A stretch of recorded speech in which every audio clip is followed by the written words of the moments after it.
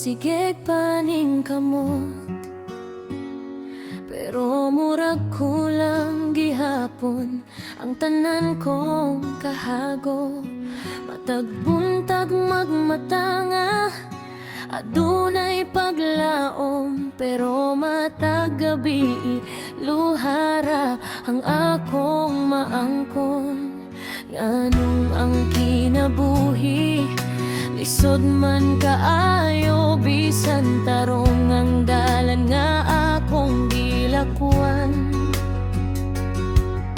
Nanggandoy raman unta kog malinawon, pero problema maoy pirming mo at bang kapoy nang magpakatatag pirmi, nga murag bawal na gyud masakitan. Kay kung ako'y makurog ug mapukan, kinsa pa may mosalo sa akong katungdanan.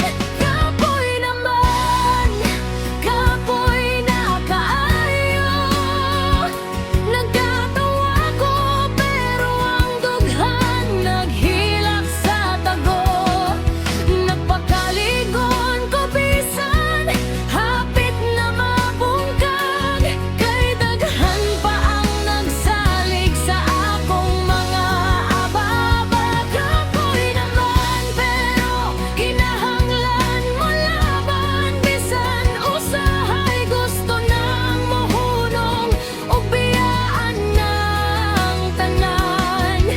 Kay ang kinabuhi dili man mo paway, busa magpadayon bisan bugat na kaayo.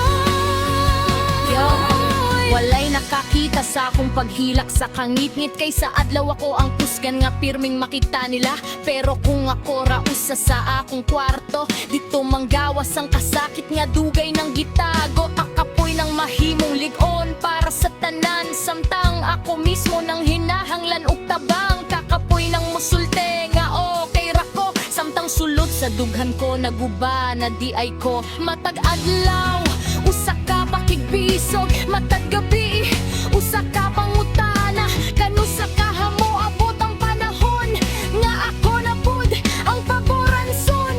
Kung mapakyas man ko karon, mobangon gihapon bisan lisod, kay kabalo ko nga ang ulan mohunong ra, ug ang adlaw mo sidlak pag-usap. Sabi naman, kapoy na kaayo, pero dili ko mosugot nga mapildi sa